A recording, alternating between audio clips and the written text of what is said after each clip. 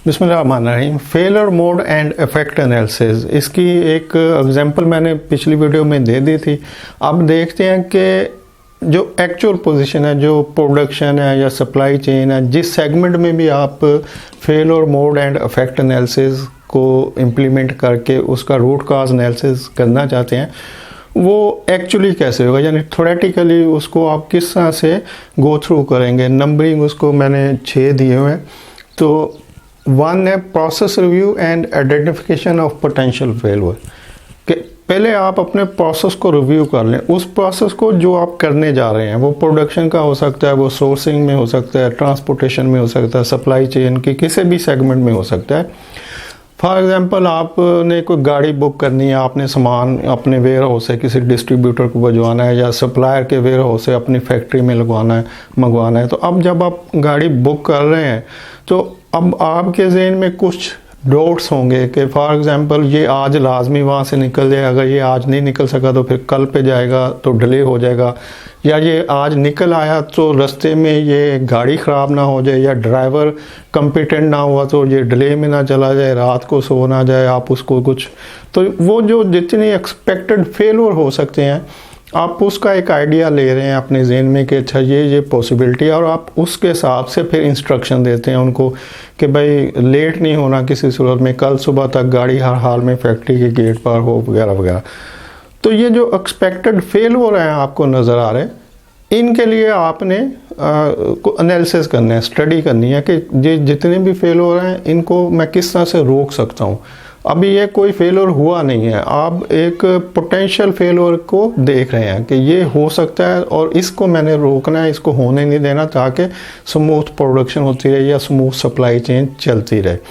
तो नंबर 1 है process review. हमने रिव्यू करना है उस प्रोसेस को जिसको करने जा रहे हैं, और उसमें से जो पोटेंशियल फेलियर है उसकी आइडेंटिफिकेशन करनी है। जो भी एक्सपेक्टेड आने वाले ख़तरात हैं उस प्रोसेस में, उसको हमने उसका आइडिया लेना है या उसको कुछ रिटर्न फॉर्म में लाना कि ये फेलियर हो सकते हैं।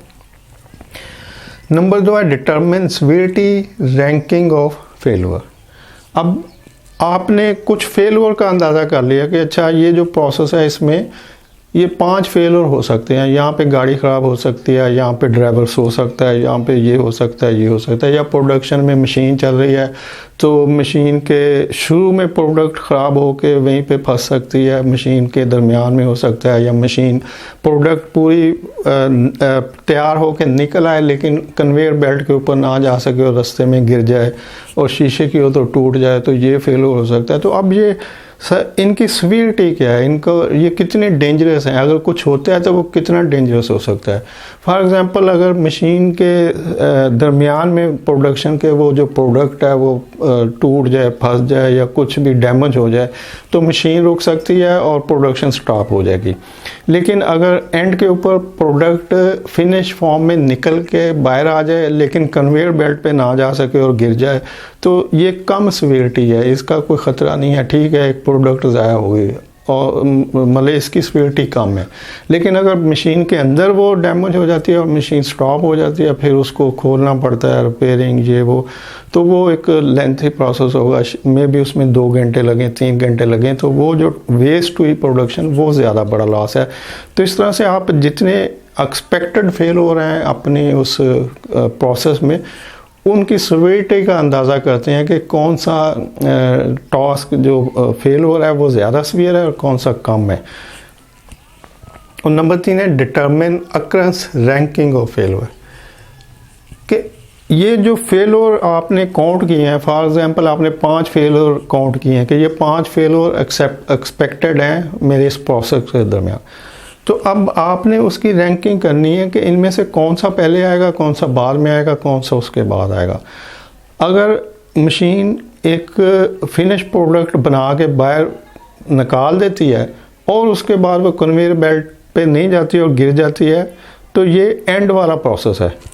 या वो कन्वेयर बेल्ट पे चली जाती है, लेबलिंग होती है, कैपिंग होती है, सारा कुछ बन के कार्टन में वो जाने से पहले डैमेज हो जाती है, तो ये बिल्कुल एंड का प्रोसेस है कि पैकिंग से पहले प्रोडक्ट डैमेज होगी। दूसरी सूरत यह है कि प्रोडक्ट अभी स्टार्ट में ही मशीन में एंटर हुई है, वहीं डैमेज हो गई।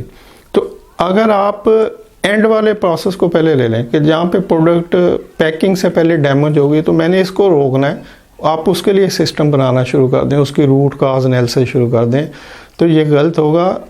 क्योंकि पहले जो फेल आपको पहले नज़र आ रहा है कि मशीन के अंदर जाते ही प्रोडक्ट डैमेज हो सकती है, पहले आप उसके लिए कुछ सोचें। क्योंकि अगर आप एंड वाले प्रोसेस को, एंड वाला जो फेल हो रहा है उसको लेंगे, तो उसका प्रोसेस आप बना लेंगे और प्रोडक्ट पहले ही डैमेज हो के मशीन को स्टॉप कर देगी।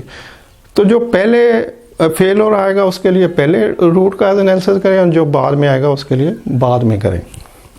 तो इस तरह से आप अपने जितने फेलर होंगे 4, 5, 6 उनको नंबरिंग कर देंगे कि ये फर्स्ट नंबर पे पहले मैंने इसके लिए रूट काज एनालिसिस करना है, फिर 2 इसके लिए, फिर 3 इसके लिए, फिर इस तरह से। तो आपने रैंकिंग कर ली। अब है असाइन ए रिस्क प्रायोरिटी नंबर।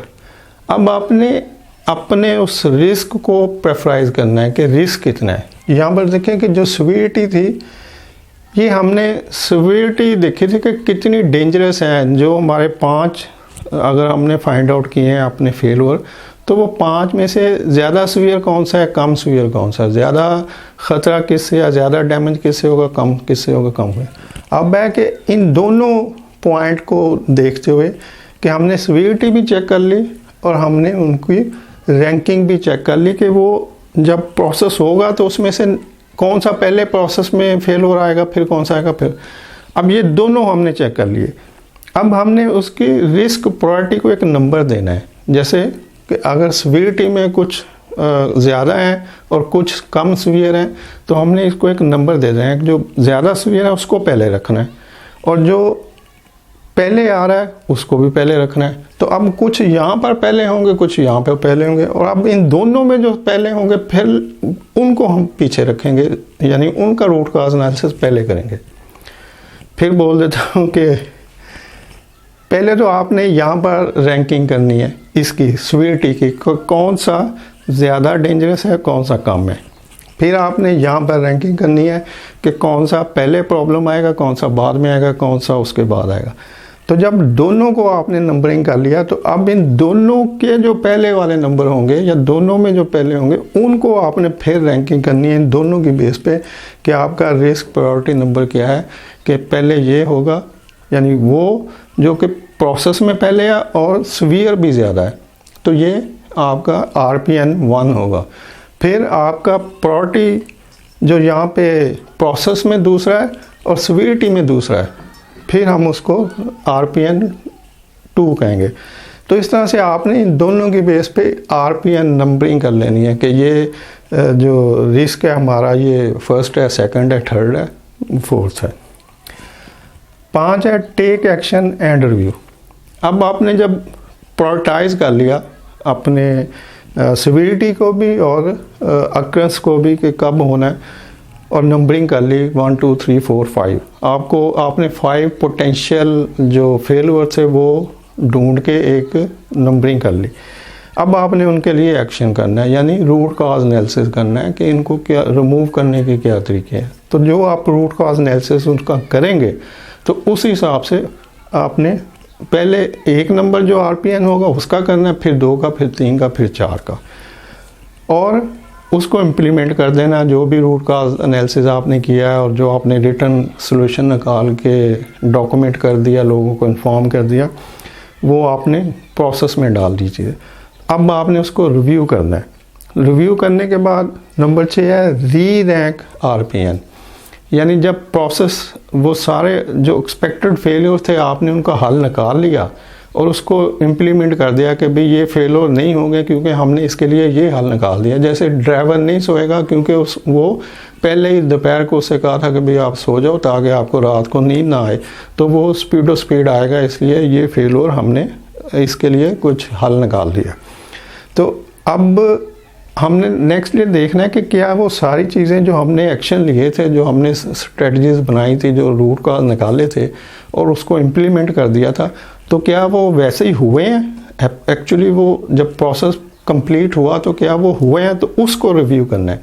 अब जब जो एक्चुअल पोजीशन हो चुकी है, जो प्रैक्टिकली काम हो गया है, पहले हम एक्सपेक्टेड फेलियर निकाल रहे थे, अब हम देखेंगे कि जो हो चुका है उसमें क्या कोई पॉइंट री फेलियर में आया कि हमने सोचा हो कि ये ठीक है लेकिन वो फिर फेल हो गया। तो अब हमने री रैंक करना है कि अब उनमें जो 5 फेलियर थे उनमें क्या फेल हुआ है, अगर हुआ तो हमने फिर उसको आरपीएन यानी वही रैंकिंग में लेके आना है कि इनमें से प्रायोरिटी और सीवियरिटी किसकी है पहले, या फिर दूसरे में कौन है, तीसरे में कौन है, और इसी पर उसको फिर अडॉप्ट करना है और फिर उसको इम्प्लीमेंट करना है, फिर रीथिंक करना है, रीप्लान करना है। तो इस तरह से ये प्रोसेस उस वक्त तक चलता जाएगा जब तक कि टोटल ज़ीरो वेस्ट या ज़ीरो प्रॉब्लम ना हो जाए या मिनिमाइज ना हो जाए, जहाँ पे हम सेटिस्फाइड हों कि अब ये पोजीशन बेहतर है, प्रॉफिटेबल है और इसमें कोई लॉस नहीं हो रहा। थैंक यू, अल्लाह हाफिज़।